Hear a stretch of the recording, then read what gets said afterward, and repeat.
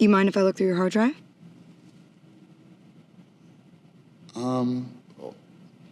Okay. Okay, let's start with your emails. Greetings, bienvenue, come on in, sit on down. We can delete the rest. Oh, okay. Every now and then we're all told that we're just not somebody's type. Maybe, for example, they want someone who's fiery with passion, but you're a little bit of a wet blanket. Or you're a ball of electric energy and they honestly want someone who's a little more toxic. Maybe your more whimsical fairy-like atmosphere makes people uncomfortable, when truly they want a dark and rigid bad boy.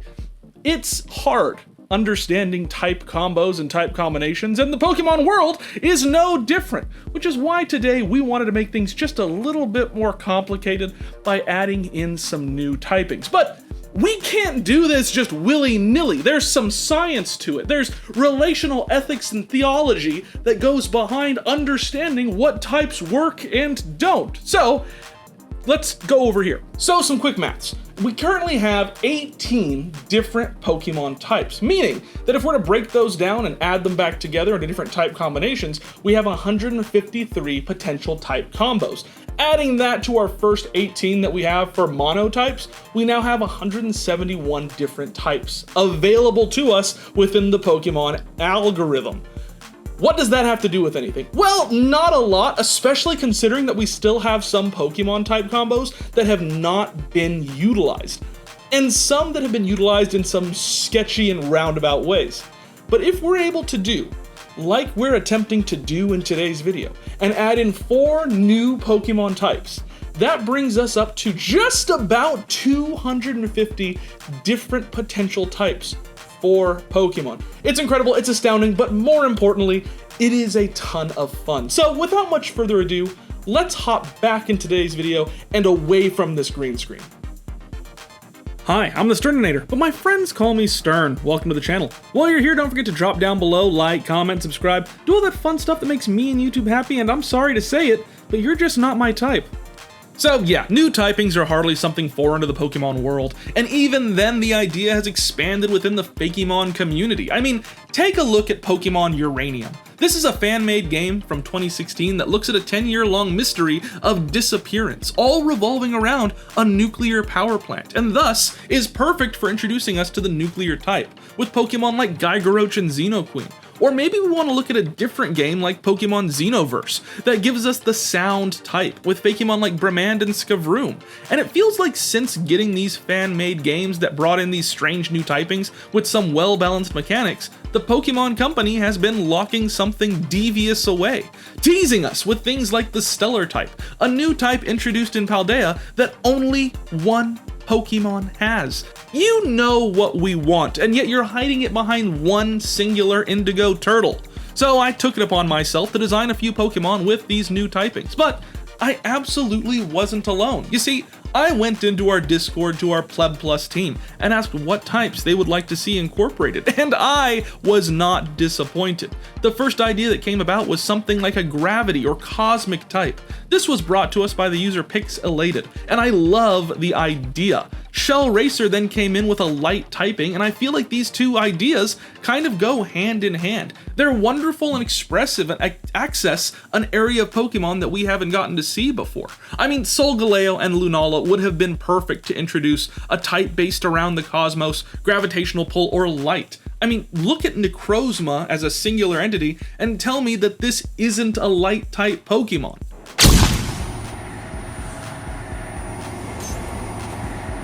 But given that these Pokemon were instead given other typings, I needed to search out another Pokemon who would be beyond excellent to introduce this new cosmic gravity light-based design. I looked and I searched and I tried, you know what, I'm not even gonna joke around, it's Eevee, it's always Eevee. Listen, I know the YouTube algorithm and have seen what Eevee can do to numbers, so we're starting out with a cosmically charged Eeveelution that I'm able to put in the thumbnail and draw you into the video. If you're mad at me for it, just remember, you're here, so it clearly worked. For the look, I drew some heavy inspiration from Pokemon like Sylveon.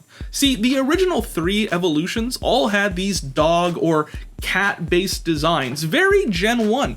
These were designs that made them feel more like animals, but as we moved into the introduction of Espeon and Umbreon, suddenly the designs became a lot smoother. Less tufts of hair, less spikes, all a little bit more clean cut. This continued with Sylveon, even giving it a more human-inspired face. If I can just talk for a moment about what I mean by that, I mean if you look at Pokemon like Jolteon, that's very clearly a snoot, and we can even see the same in different iterations of Vaporeon and Flareon. But Sylveon, the shape of the head, as you can probably tell in the sketch, is very human. There's a chin, there's cheeks, there's forehead, there's aspects that allow this Pokemon's face to be something that we can attach to, something that we can connect with a little bit closer. I actually did a little bit of digging into what separates early gens from current ones and found a big difference is that most Gen 1 Pokemon have a harder time emoting with their designs. I mean, let's look at Charmander. Happy little guy, right? That boy is emoting for sure. He's making faces, he's giving you emotions, but do remember that this is not the Charmander that we were first introduced to. No, this is the Charmander that we were first introduced to. Lifeless eyes, black eyes like a doll's eyes. Much more lizard-like and animalistic. And yeah, with the structure of the face being the way that it is there, it is a little bit harder to understand and be able to connect with it on a human-to-human scale. All this to say, I was able to figure out some of the aesthetic that would go into a newer style of evolution.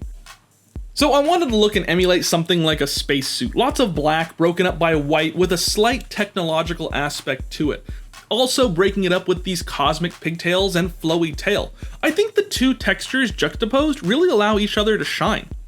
They let each other feel like they work in concert together and makes the entirety of the look feel like a counterpart to a Pokemon like Sylveon. We had all of our eggs in one basket, and now we were counting them. Smooth design, much more human-esque features, but not like in a creepy way. It's gotta be purposefully cute like the later evolutions, and it needs to also feel unique despite all of these tips and hints.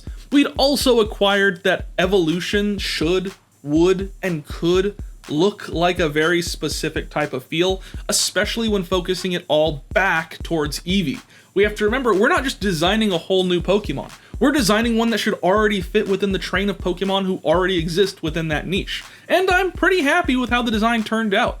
I do feel like we hit a lot of the checkboxes that we needed to, but this will not be the last evolution in this video. No, like I said, the numbers really speak for themselves. Stellion, the star Pokemon. Like their other counterpart forms, this evolution takes on many aspects of their associated typing. Vaporeon turns into water, Jolteon becomes a living lightning bolt, and Flareon turns into a rapidly spreading wildfire. This Pokemon is able to leap and bound like a shooting star, emitting a blinding light as it does so. Evolve your Eevee while knowing a light type move like Gravity Bind or Moonshot to acquire this form. Now, we've spoken on Pokemon Uranium already, but I do love the idea of a nuclear type. I did a design for a variant of Golurk called Glowlurk a couple months ago, with the intent for it to be a reactor-inspired design. But yeah, I ran into the issue of typing. Poison felt too small of a concept for what I was going for, Ghost felt close but not quite what I wanted, Fire or Electric really got that energy down but not the output that I was looking for, and Rock could fit given radioactive material, but still just felt a little wrong. I believe that this new typing could really solidify a specific type of Pokemon, not just in design but in the entire idea of this line.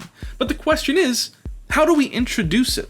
Well, I'm glad that I pretended you asked. See, when you think of radiation, you probably think of places like Chernobyl. You see, in 1986, Reactor 4 at the nuclear site of Chernobyl melted down, affecting the whole town and surrounding area. Both flora and fauna were changed on a cellular level. And while the ghost stories of mutant creatures and radioactive ghosts are more fiction than fact, there is one species that has seemingly become iconic to the area.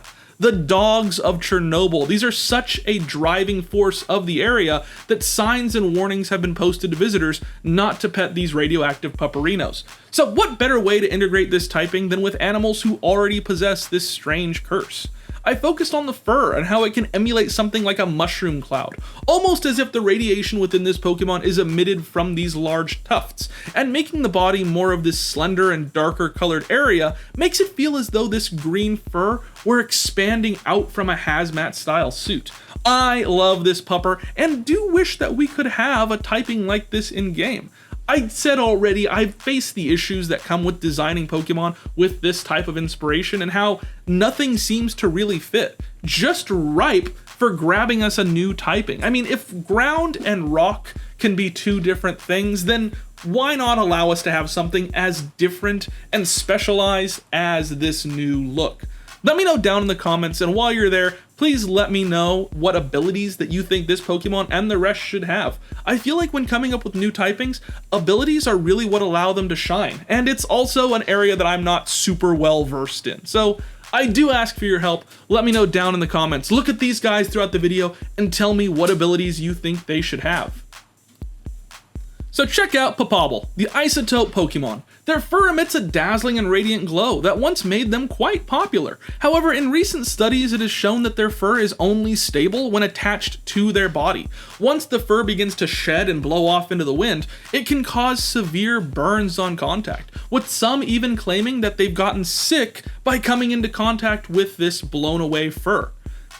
But we ain't done yet, ladies and germs. You see, Daddy, I love him, and I want to see this pup grow up to be big and strong. So I decided that this Pokemon might have a secret ability revolving around its evolution. If this Pokemon spends enough time outside of their Pokeball, yes, I'm including the following mechanic. Don't at me. I know people feel a certain way about the follow mechanic in recent games, but it's all going to work out. So if this Pokemon were outside of their Pokeball and walking near radioactive material long enough, then they have the capacity to evolve. I do think that your player character would need a hazmat suit to accomplish this, but given recent games' ability for character customization, I'd actually like to see outfits take a larger role outside of just fashion. I think that your character would have to get or find this hazmat suit and wander into a highly volatile area where radioactive Pokemon as well as a few others could survive, like Magnemite and Electrode. It makes me think of the power plants that we'd see in different Pokemon games and how there would be Pokemon pretty exclusive to the space, like Zapdos in Red, Green, Blue, and Yellow. This would be an expansion on the same concept, but this time with puppies. Have I sold you yet? Are you bought in? What if I give you 2 puppies? Will that work? 3? The puppy economy is in shambles. Considering that this design makes the new Big Doggo look closer to a pillar of green smoke or overflowing ooze, I think that it really captures this typing. You know, when I first looked at bringing this typing into Pokemon, I thought about Muck and Swalot, but also thought, hey, does this mean that every radioactive Pokemon would have this gooey body type? No, so I charged myself with the challenge of looking at other aspects to make work. You may be saying, but Stern, radioactive as a type seems pretty keyholed. How many Pokemon could possibly be inspired by this new type? Well, I'd like to turn your attention for a moment to the dragon typing. True, Pokemon like Dragonite, Garchomp, and Drampa fit the overall vibe of their fearsome draconic ancestry, but take a look at Alolan Exeggutor. Wait a minute, hold on. Almost there. There we go. Take a look at Alolan Exeggutor. Take a look at Noivern or Tatsugiri. These Pokemon expand on the idea of an existing typing to focus on the power behind it, rather than just making them look like your typical dragon. In the same way, I see a radioactive Pokemon or nuclear typing hitting the same key factors. They don't necessarily have to be a glowing green or have an oozy body, but sometimes it is nice to play into those tropes while focusing on the power and message behind the typing over just what they could look like flat out. Like with Finoble, the isotope Pokemon. These Pokemon gained prominence as rescue dogs in the mid-80s, as they are capable of surviving in the most hostile of environments. They're beyond noble and take their duties very seriously, often putting themselves in harm's way to protect those around them. In the darkness, their fur can glow to guide lost hikers, and their powerful sense of smell is capable of finding exits hidden by rocks and fallen debris. I do love these woofers so much, and with all fair in love and war, I don't think we can necessarily call this next design cheating, right? So I wanted to focus on a typing that is a little bizarre, but one that I've seen mentioned time and time again. That would be the rubber typing, an elastic type of Pokemon that I'm sure some of our more fun-loving and mischievous Pokemon may fit into. Like Apom and Ambipom would be perfect for this rubber typing, and Impidimp seems to fit the bill as well. There would be some changes with how the structure of its typing works as it evolves, but just on look and design and prowess alone, you can see where rubber would really fit into the Pokemon world. Not many Pokemon can stretch and bend outside of abilities like Limber, but I thought about what if they could? What if the elasticity of these toy-like designs made them something of a typing all their own?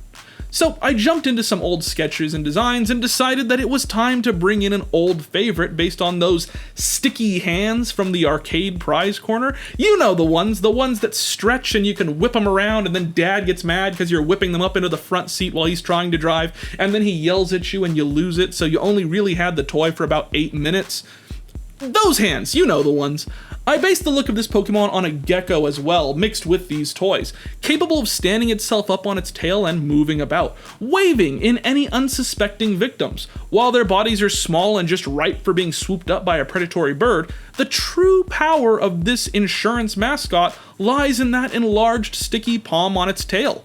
I brought in references like the sticky tongues of frogs and toads, the slippery skin of salamanders, and of course, the numerous toys and references to grabby little mitts. Fun fact, gecko feet aren't actually sticky in the way that we understand the idea. Instead, their feet have tiny little grooves that when squished, make almost a vacuum-like seal. Unrelated, but neat nonetheless. It's the same reason that we're able to grip things a little bit easier because of our fingerprints. So picture that, but just on a grander scale. That's how animals like geckos and salamanders are able to stick to different surfaces.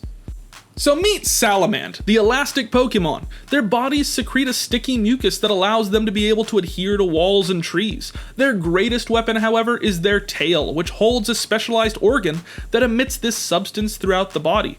When they are in a pinch, they can expel all of this mucus from their tail and stop any predators in a viscous web as they make their quick escape.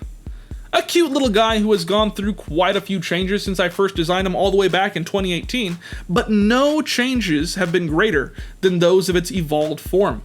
Originally, I went for this bulky fighter with a massive fist at its tail end, but with the inclusion of this rubber typing, we can definitely move in a more fun direction. Still focused on those sticky hands, I wanted something jolly over intimidating that gave that almost superhero type of design pattern. And I do want to note that while I am drawing this Pokemon on 2 legs, I do picture him as switching between quadrupedal and bipedal, especially when lashing out with that tail. Think like Toxtricity, going from standing to crawling in its max form, to better show off those electric spikes. A fun idea I had for this guy was an attack called Whip Slash, wherein he raises up his tail and lashes out with his sticky and rubbery hand, either taking a hold item or lowering the target's speed. Or maybe a binding move, where he uses his tail to grab onto opposing Pokemon. Either way, I feel like coming up with these new typings opens the door for a lot of fun opportunity. Now, you may be asking where these typings fall in the typing chart. What are their weaknesses and strengths? What are their immunities? Well, I'm not a competitive player, and Arceus knows some types can be a little bit less than balanced, so let me know down in the comments what your thoughts are. How weaknesses and advantages might work in this Pokemon world with this new typing. Listen, I'm the guy who comes in and says, wouldn't it be fun if, and then lets someone else figure out how that works. I'm the designer, not the architect, and that's why I need you guys. I do see this type as being weak to fire due to melting, and weak to ice due to freezing and hardening of the rubber skin of these type of Pokemon. But the rest is kind of up in the air. Perhaps a strength against fighting, as it is that which bends that doesn't break. And these are some bendy boys for sure.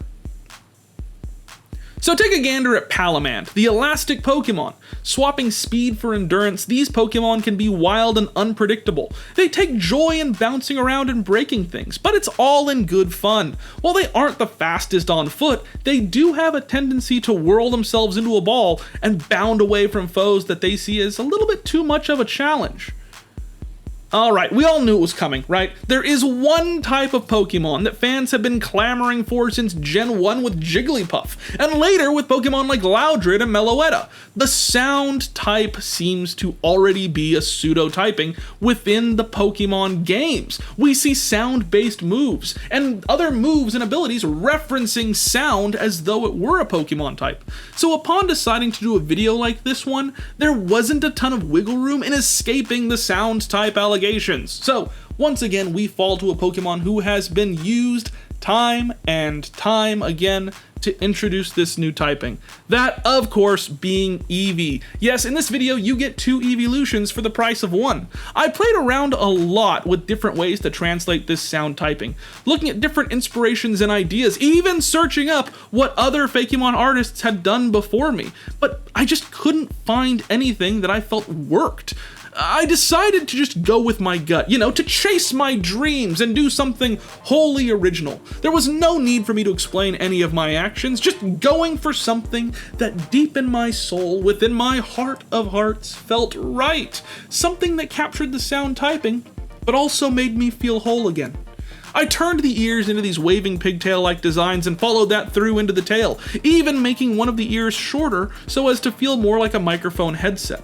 I could sit here and explain every minor instance, but I'm feeling like you already caught the drift of this Pokemon and why it feels so iconic. Like a pop diva. I'd love to tell you that I drew inspiration from somewhere specific, that I went online, typed in the name of some character who already exists within the universe and said, yeah, I'll just turn that into a Pokemon, but I couldn't. I didn't. I wouldn't. You see, it's our job as artists to pluck these characters out of the ether and make them into something that isn't just a reference to an already existing thing, but can exist all on its own. So this is my personal OC, please do not steal.